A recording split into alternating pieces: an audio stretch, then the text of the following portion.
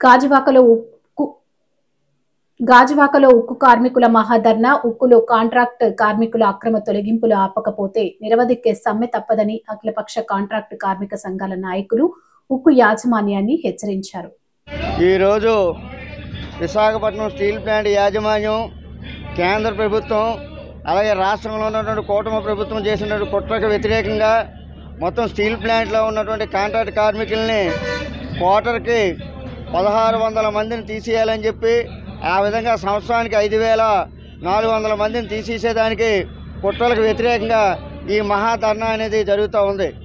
కూటమి ప్రభుత్వం చెప్తూ ఉంది, మేము 11,440 కోట్లు తీసుకొచ్చాం, విశాఖపట్నం స్టీల్ ప్లాంట్ బ్రతికించామని చెప్తున్నారు.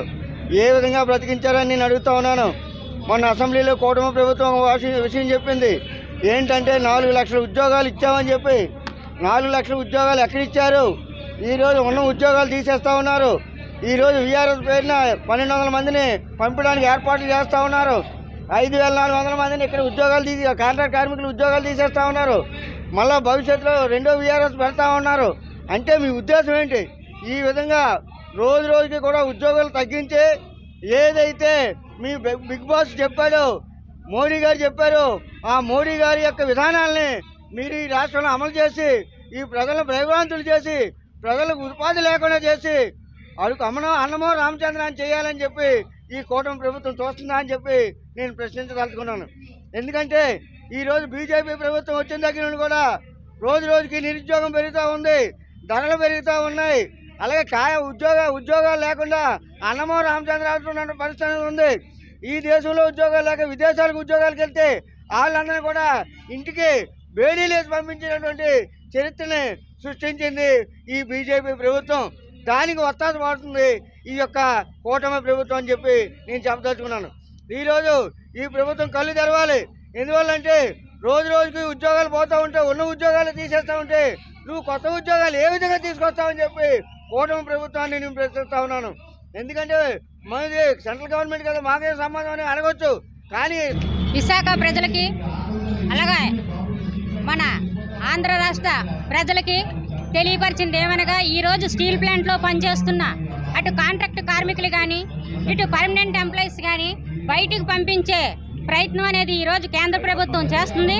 దానికి వ్యతిరేకంగా మేము 4 సంవత్సరాల నుంచి పోరాటం అనేది చేస్తున్నాము. స్టీల్ ప్లాంట్ని ప్రైవేట్ పరం చేయకుండా ప్రభుత్వ రంగంలోనే కొనసాగాలనేది మా యొక్క ఈ ప్రజల యొక్క అభిప్రాయం. దాన్ని కాకుండా ప్రైవేట్ పరం చేస్తామని కేంద్ర రాష్ట్ర ప్రభుత్వాలు చూస్తున్నాయి. దాంట్లో భాగంగానే ఈరోజు పర్మనెంట్ ఎంప్లాయీస్కి వీఆర్ఎస్ పేరుతోనూ బయటకు పంపించే ప్రయత్నం అనేది చేస్తుంది. అలాగే కాంట్రాక్ట్ కార్మికులు గత 30 సంవత్సరాలుగా పనిచేస్తున్నటువంటి ఈ స్టీల్ ప్లాంట్లో ఈరోజు అనుకోకుండా వాళ్ళకి ఇష్టం వచ్చినట్టుగా తీసేస్తున్నారు. ఏదైతే రిటైర్మెంట్ ఏజ్ ఉందో ఆ రిటైర్మెంట్ ప్రకారం కాకుండా ఏజ్లతో సంబంధం లేకుండా ఈరోజు తీయడం అనేది జరుగుతుంది. ఈరోజు స్టీల్ ప్లాంట్కి భూములు అనేది ఇచ్చిన నిర్వాసితులు అందరూ కూడా స్టీల్ కాంట్రాక్ట్ వర్కర్లుగానే పనిచేస్తున్నారు. ఈరోజు మోడీ కానీ, స్టీల్ సెక్రటరీ కానీ, స్టీల్ సీఎండీ కానీ, స్టీల్ మినిస్టర్ కానీ ఎవడైనా సెంటి భూమి స్టీల్ ప్లాంట్ గురించి దానం చేశారా? లేదంటే మీరేమైనా స్టీల్ ప్లాంట్ని ఇక్కడ కట్టారా? ఇదంతా ప్రజల సొమ్ముతో కట్టించుకున్న స్టీల్ ప్లాంట్. ఇక్కడున్న నిర్వాసితులు భూమినిచ్చి కట్టించుకున్న నిర్వాసితులు. ఎందుకంటే మాకు పిల్లలకి ఏ ఉద్యోగాలు వస్తాయి, మా పిల్లలు ఇక్కడ బ్రతుకుతారు. స్టీల్ ప్లాంట్ని ఇస్తే రాష్ట్రం మొత్తం మీదే కాకుండా దేశం మొత్తం మీద ఉన్న ప్రజానికం ఇందులో పనిచేస్తూ వాళ్ళ ఫ్యామిలీని పోషించుకుంటారన్న ఉద్దేశంతో ఆ రోజు స్టీల్ ప్లాంట్ 32 మంది త్యాగాల్లోనూ ప్రాణత్యాగాలు చేసి నిర్మించుకున్న ఈ స్టీల్ ప్లాంట్ ని ఈ రోజు ఎవడబ్బ సొమ్మని అమ్మేస్తారు. అలాగే ఎవడిని ఉద్దేశించి ఈ రోజు కాంట్రాక్ట్ కార్మికులు తీసేస్తారు. కాంట్రాక్ట్ కార్మికులకు వచ్చేది ఎంత? 13,000 నుంచి 20,000 లోపు జీతాలు వస్తున్నాయి. వాళ్ళ ఫ్యామిలీలు ఎలా బతుకుతాయి? అందులో నిర్వాసితులు ఎక్కువ మంది ఉన్నారు. భూములు అయితే తీసుకున్నారు, ఉద్యోగాలు ఇవ్వలేదు. దానికి నిర్వాసితులకు మీరు ఏం సమాధానం చెప్తారనేది ఈ సభాముఖంగా, ఈ ధర్నా ముఖంగా మేము నమస్కారం అండి. ఈరోజు ఏదైతే అఖిలపక్ష కాంట్రాక్ట్ కార్మిక సంఘాల ఆధ్వర్యంలో కాంట్రాక్ట్ కార్మికులు తొలగించే విధానాన్ని వ్యతిరేకిస్తూ జరుగుతున్న ధర్నాకి ఈరోజు చూస్తూ ఉంటే మీరు వేలాది మంది కార్మికులందరూ రోడ్డెక్కే పరిస్థితి ఏర్పడింది. ఈ యొక్క పరిస్థితిని కేవలం ఈ స్టీల్ ప్లాంట్ కొంతమంది మేనేజ్మెంట్ కావాలని కాంట్రాక్ట్ కార్మికుల మీద ఈ యొక్క ఒత్తిడి తీసుకురావడం జరుగుతుంది. మాకు ఒక విధంగా ఎవరిని కాంట్రాక్ట్ కార్మికులు తొలగించవండి చెప్పుకుంటూ మరో పక్క దొడ్డుదారిన కాంట్రాక్ట్ కార్మికులు రాత్రులే తగ్గించే ప్రయత్నాలు చేస్తున్నారు. ఇది చాలా ప్రమాదకరంగా ఏర్పడుతుంది. ఎందుకంటే ఒక కార్మికుని తీసే ముందు వాడికి అనేక హక్కులు ఉంటాయి. ఆ హక్కులు కానీ రూల్ని ఉల్లంఘించి వీళ్ళు వ్యతిరేకంగా తీస్తున్నారు. ఇంత పెద్ద స్టీల్ ప్లాంట్కి ఈరోజు ఇంత పెద్ద పేరు రావడానికి ముఖ్యంగా కాంట్రాక్ట్ కార్మికులే. ఆపరేషన్లో కానీ మెకానిక్లో కానీ ఎమర్జెన్సీ వర్కులన్నింటిలో కూడా కాంట్రాక్ట్ కార్మికులు స్టీల్ ప్లాంట్ కోసం కష్టించి పనిచేస్తున్నారు. ఈరోజు నువ్వు 30-40 ఏళ్ళ బట్టి కాంట్రాక్ట్ కార్మికులు శ్రమించి కష్టపడి చేస్తుంటే వాళ్ళందరినీ కూడా అర్ధంతరంగా తీసే పరిస్థితి ఉంది. ఈరోజు కొంతమంది ఎంప్లాయీస్కి వీఆర్ఎస్ ఇస్తున్నాం. వీఆర్ఎస్ ఇచ్చి 1 నుండి 1,50 లక్షల రూపాయలు వాళ్ళకి నష్టపరిహారం ఇచ్చి ఇక్కడ ఎంప్లాయీని పంపిస్తున్నాం. మరి కాంట్రాక్ట్ కార్మికుడు ఈ 30-40 ఏళ్ళ బట్టి పనిచేస్తుంటే ఏ ఒక్క రూపాయి కూడా ఇవ్వకుండా అర్ధరాత్రిన ఈయన పంపించే పరిస్థితి అవుతుంది. ఇది ఎక్కడ న్యాయం అని చెప్పేసి మేము నిలదీస్తున్నాం. అదే కాకుండా ఇక్కడ ఉన్న ముఖ్యంగా నిర్వాసితులేమో ఇక్కడ పెద్ద ఫ్యాక్టరీ ఏర్పడుతుందంటే వేలాది ఎకరాలు కోట్లాది రూపాయలు వీళ్ళు చేసే భూమిని ఈ యొక్క స్టీల్ ప్లాంట్ కోసం ఇవి ఇచ్చి ఉన్నారు. ఇంకా 8,500 మంది నిర్వాసితులు నిరుద్యోగ కోసం ఎదురు చూస్తూ ఉంటే కొంతమంది కాస్తో కోస్తో కొంతమందికి ఉపాధి ఇవ్వడం జరిగింది. వాళ్ళకి కూడా మీరు తొలగించే పరిస్థితి తీసుకొస్తున్నారు. కానీ ఇది కరెక్ట్ కాదు. ఈరోజు నిర్వాసితులు మరి పనులు తీసేస్తే వీళ్ళు ఎక్కడికి వెళ్ళి బతుకుతారు? వాళ్ళ కుటుంబాల పరిస్థితి ఏంటి? ఇవన్నీ కూడా మీరు పరిణామం చేసుకోవాలి. ఏదైతే కూటమి ప్రభుత్వం ఉందో మేము నాయకులు ఎవరిని వ్యతిరేకించట్లేదు. ఏ ప్రభుత్వం ఉన్నా ఇక్కడ కార్మికుల పక్షాన మేము నిలబడి ఉందని అంతైనా బాధ్యత ఇక్కడ ప్రభుత్వాల మీద ఉందని చెప్పేసి మేము విజ్ఞప్తి చేసుకుందాం. ఎందుకంటే ఇది ఆ ప్రభుత్వం ఈ ప్రభుత్వం కాదు. ఇది మన ఆంధ్రప్రదేశ్కే స్టీల్ ప్లాంట్ చాలా ముఖ్యమైనది. ఇది ఏ ప్రభుత్వాలు ఏ పార్టీలు కాదు. ఏ పార్టీకైనా ఏ ప్రభుత్వానికైనా ఈ స్టీల్ ప్లాంట్ కాపాడుకునే బాధ్యత అందరి పైన ఉంది. రాజకీయ నాయకుల పైన ఉంది, ప్రజల పైన ఉంది. ఇది అందరూ గుర్తించి ఇక్కడ కార్మిక వర్గాన్ని అందరినీ కాపాడే బాధ్యత ఇక్కడ మొత్తం ప్రజాప్రతినిధులు వ్యతిరేకంగా మనం దెబ్బలాడితే ప్యాకేజీ ఇస్తామని ప్రకటించారు. ప్యాకేజీ మనం కోరుకోలేదు.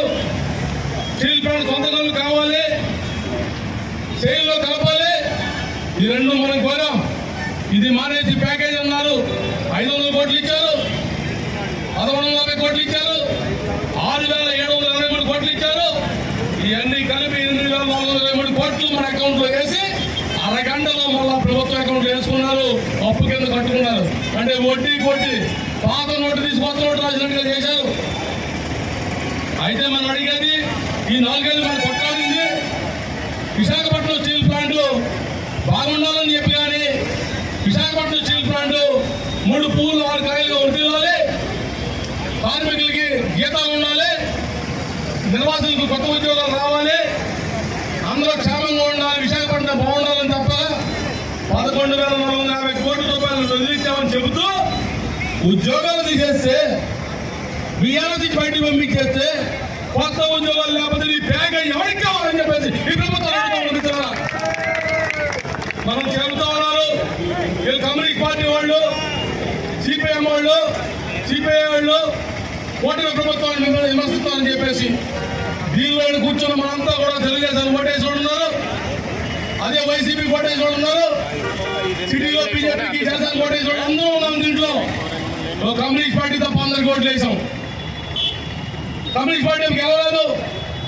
మరి మీకు ఓట్లు వేసి మనం గెలిపించిన తర్వాత ఈరోజు ఈ ప్రధానికానికి, తల్లికి, పిల్లలకి సమాజం చెప్పాలి బాధ్యత మీకు ఉండాలని చెప్పేసి అడుగుతా ఉన్నాం.